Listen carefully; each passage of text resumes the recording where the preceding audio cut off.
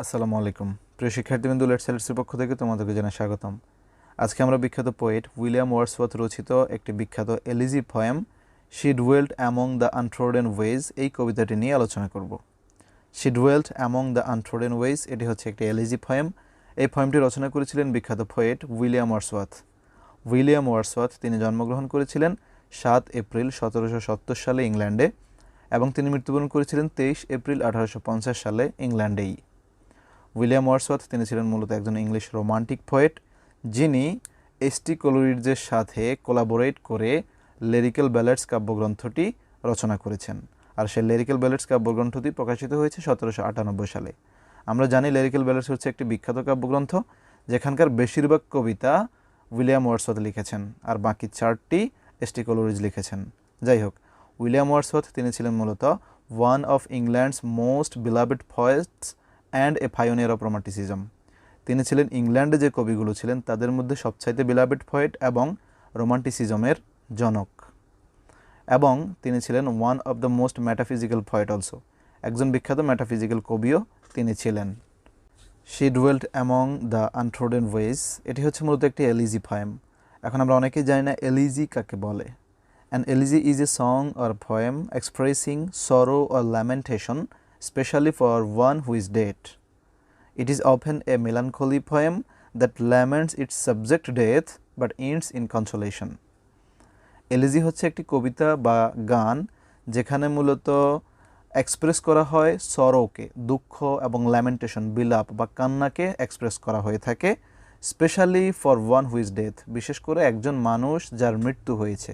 অর্থাৎ একজন মানুষের মৃত্যু নিয়ে যদি দুঃখ, কষ্ট, বেদনা অথবা কান্নার কথাগুলোকে কোনো গান বা কবিতা এক্সপ্রেস করা হয়ে থাকে তাহলে সেটি হচ্ছে একটি এলিজি। আর এই ধরনের কবিতাগুলোতে যে মেলানখলি, যে কষ্টগুলো বর্ণনা করা হয়ে থাকে সেটার সাবজেক্ট থাকে ডেথ, মৃত্যু নিয়ে, এবং কবিতাটি শেষ হয় কনসোলেশন বা সান্ত্বনা দেওয়ার মাধ্যমে। আর এই কবিতাটি হচ্ছে একটি এলিজি পোয়েম। এই কবিতাটিতে আমরা দেখব একজন নারী বা একটি মেয়ে যার নাম হচ্ছে লুসি, তার মৃত্যু নিয়ে ল্যামেন্টস করা হয়েছিল, কান্নাকাটি বা বিলাপ করা হয়েছিল। তো এখন আমরা এই কবিতাটির একজ্যাক্ট ব্যাকগ্রাউন্ড নিয়ে আলোচনা করব, কোন ঘটনার পরিপ্রেক্ষিতে এবং কী কারণে তিনি এই কবিতাটি রচনা করেছেন। মূলত এই কবিতাটিতে উইলিয়াম ওয়ার্ডসওয়ার্থ এক নারীর মৃত্যু নিয়ে বিলাপ করেছেন, যে নারীর তিনি নাম ব্যবহার করেছেন লুসি নামে। লুসি, ওই নারী অর্থাৎ লুসি নির্জন এক জায়গায় বসবাস করত, যেখানে খুব বেশি মানুষ থাকতো না, এবং সে অনেক রূপবতী ছিল, অনেক গুণবতী ছিল। তার সৌন্দর্যের প্রশংসা করার জন্য, তার রূপের গুণকীর্তন গাওয়ার জন্য এবং তাকে ভালোবাসার জন্য সেখানে তেমন মানুষ ছিল না। সে অনেকটা মানুষ থেকে দূরে, যেখানে মানুষের পদচারণা তেমন বেশি ছিল না, ওই রকম একটি নির্জন জায়গায় সে একাকী বসবাস করত। এবং সেই অচেনা অজানা জায়গায়, অচেনা অজানা অবস্থায়, সবার অগোচর থেকেই সে মৃত্যুবরণ করে। তার সেই মৃত্যু নিয়েই কবি সরো বা ল্যামেন্টস করেছেন, বিলোপ সাধন করেছেন। মূলত তার মৃত্যুর মাধ্যমে কবি সেই সব লোকদের তুলে ধরেছেন যারা অনাদরে, অজানা অবস্থায় বসবাস করে এবং অজানা থেকেই সে মারা যায়, যাদের খোঁজ খবর কেউ রাখে না, ওই সব মানুষদেরকেই তিনি তুলে ধরার চেষ্টা করেছেন।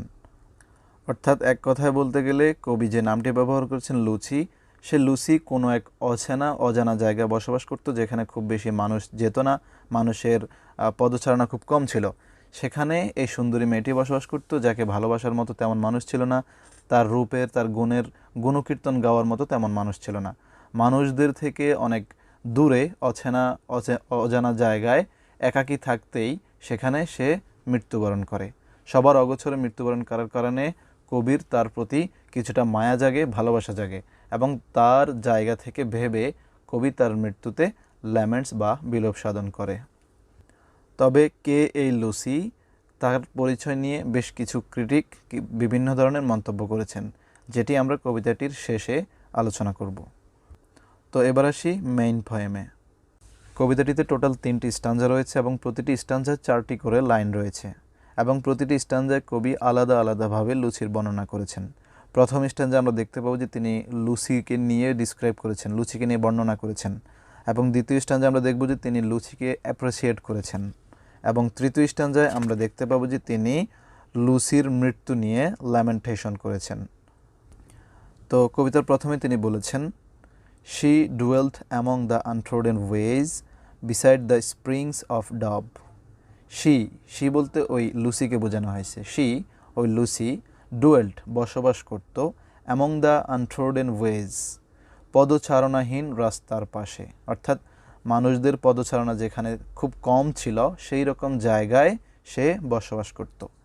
beside the springs of dove নদীর পাশে, অর্থাৎ ইংল্যান্ডে যে ডোভ নদী রয়েছে সেই ডোভ নদীর পাশে কোনো এক অজানা পদচারণাহীন জায়গায় সে বসবাস করত।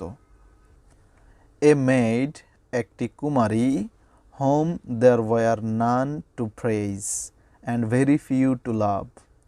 একটি কুমারী যাকে খুব কম মানুষ ছিল প্রশংসা করার মতো এবং তাকে ভালোবাসার মতো খুব কম মানুষ ছিল সেখানে। অর্থাৎ এই ফার্স্ট স্ট্যান্জায় আমরা দেখতে পেরেছি তিনি ওই নারীর অর্থাৎ লুসির বর্ণনা করেছেন, যেখানে তিনি বলেছেন যে লুসি এমন একটি জায়গায় বসবাস করত যেটি ডাভ নদীর পাশের কোনো একটি পদচারণাহীন জায়গা।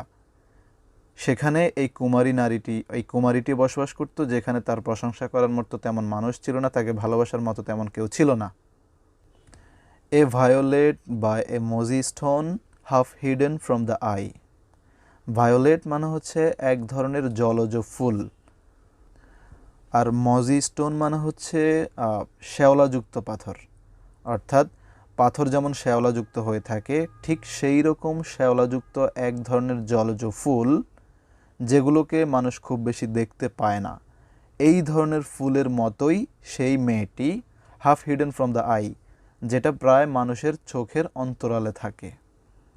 অর্থাৎ এর উদাহরণ দিতে গেলে আমরা যারা গ্রামে থাকি, বিশেষ করে আমরা যখন কোনো বিলে বা ডোভায় গোসল করতে যাই, আমরা পানির নিচে ডুব দিলে দেখি যে কিছু শ্যাওলাযুক্ত কিছু ফুল দেখা যায় যেগুলো পানির নিচেই থাকে।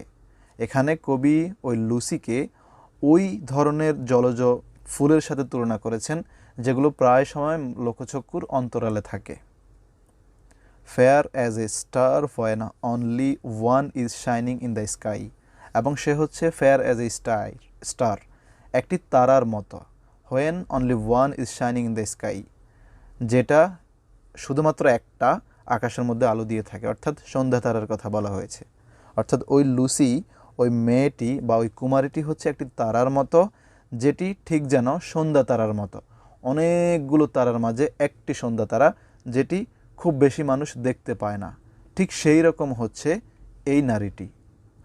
অর্থাৎ এই স্ট্যান্জায় আমরা দেখতে পাই যে তিনি মূলত ওই নারীর অ্যাপ্রিসিয়েট করেছেন। প্রথমে তার বর্ণনা দিয়েছেন সে কে, কোথায় বসবাস করে। দ্বিতীয় স্ট্যান্জায় সে কেমন, কি ধরনের, কি কোয়ালিটির, সেই অ্যাপ্রিসিয়েশনগুলো দেখতে পেয়েছি। এবার থার্ড স্ট্যান্জায় আমরা দেখতে পাবো যে তিনি ওই লুসির মৃত্যু নিয়ে ল্যামেন্টেশন করেছেন। যাই হোক, She lived unknown and few could know when Lucy ceased to be.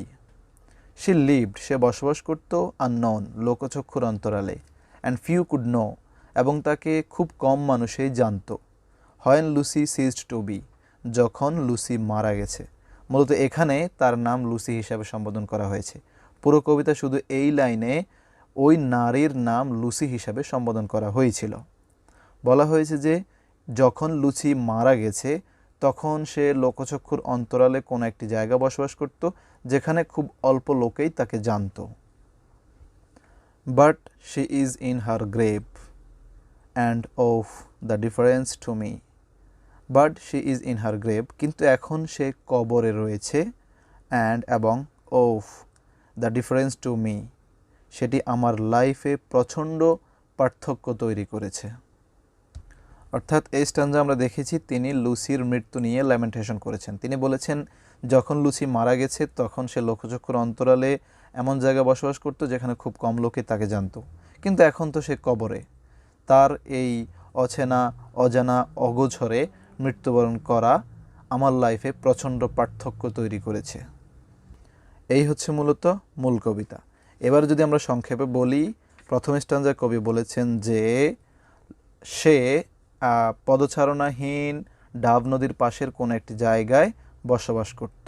অর্থাৎ ডাব নদীর পাশে কোনো একটি পদচারণাহীন জায়গায় তিনি বসবাস করতেন।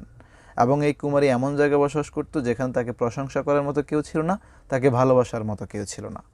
এবং সে হচ্ছে এক ধরনের জলজ ফুলের মতো, যেগুলোতে শ্যাওলা আটকে থাকে, ওই ধরনের ফুলের মতো, যে ফুলগুলো মানুষরা খুব কমই দেখতে পায়। এবং সে হচ্ছে সন্ধ্যা তারার মতো, যেটি অনেকগুলো তারার মাঝে আলো দিয়ে থাকে, কিন্তু মানুষজন তাকে ঠিকভাবে দেখতে পারে না। এবং এরপর সর্বশেষ স্ট্যাঞ্জা বলা হয়েছে, যখন লুসি মারা গিয়েছিল তখন সে লোকচক্ষুর অন্তরালে এমন জায়গায় বসবাস করতো খুব কম লোকে তাকে জানতো, কিন্তু এখন তো সে কবরে।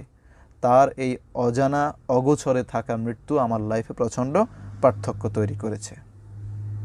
এই হচ্ছে কবিতার মেইন এক্সপ্লেনেশন, আশা করি বুঝতে পেরেছো। তো এবার আমরা এই কবিতাটির কিছু কি ফ্যাক্টস নিয়ে আলোচনা করব। এই কবিতাটি তিনি লিখেছিলেন 1798 সালে এবং এটি প্রকাশিত হয়েছে লেখার 2 বছর পর লিরিক্যাল ব্যালাডসে 1800 সালে। এই কবিতাটিতে টোটাল 3টি স্টাঞ্জা রয়েছে এবং প্রতিটি স্টাঞ্জার 4টি করে লাইন রয়েছে, অর্থাৎ পুরো এই কবিতায় টোটাল 12টি লাইন রয়েছে। এবং এই কবিতাটির রেম স্কিম হচ্ছে AB। কবিতাটির টোন হচ্ছে sad, melancholic, sorrowful and pathetic tone, অর্থাৎ দুঃখ, দুর্দশা, কান্না, ল্যামেন্টেশন, এগুলো হচ্ছে এই কবিতাটির টোন।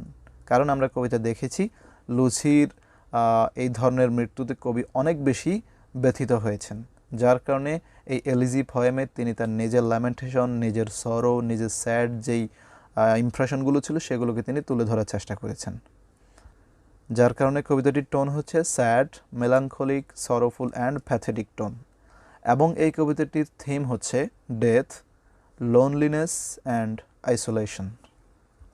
ডেথ মানে মৃত্যু, লোনলিনেস মানে একাকী বসবাস করা, আর আইসোলেশন মানে হচ্ছে পৃথক হয়ে থাকে, সবার থেকে আলাদা হয়ে থাকা।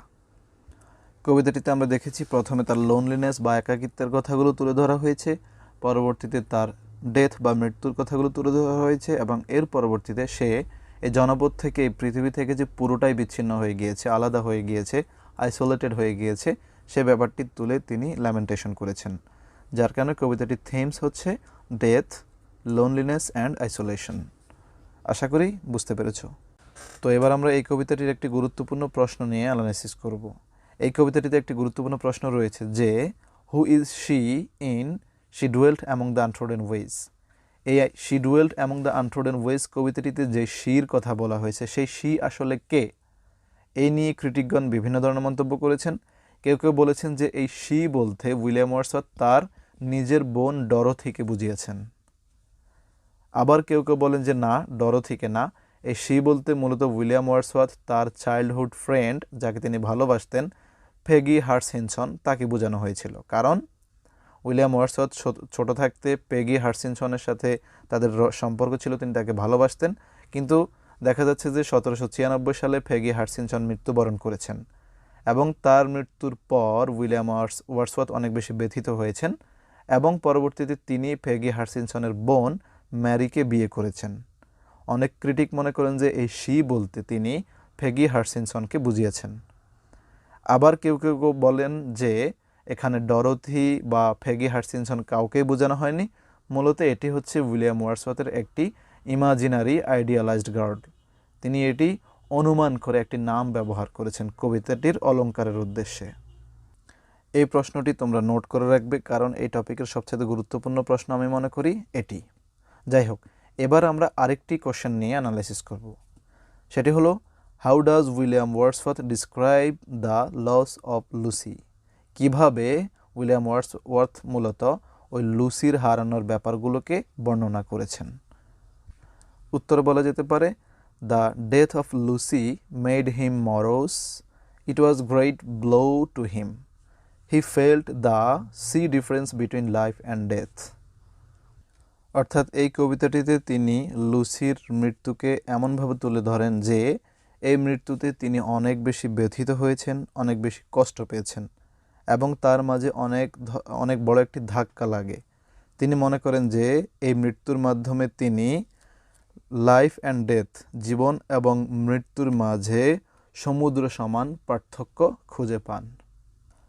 তো এই হচ্ছে মূলত এই কবিতাটি সম্পর্কে বিস্তারিত। আশা করি বুঝতে পেরেছ। এছাড়াও তোমাদের জন্য কোন ধরনের মন্তব্য থাকে অবশ্যই কমেন্ট করে জানাবে এবং পরবর্তীতে কোন টপিক নিয়ে আলোচনা করব সেটাও জানাতে ভুলবে না।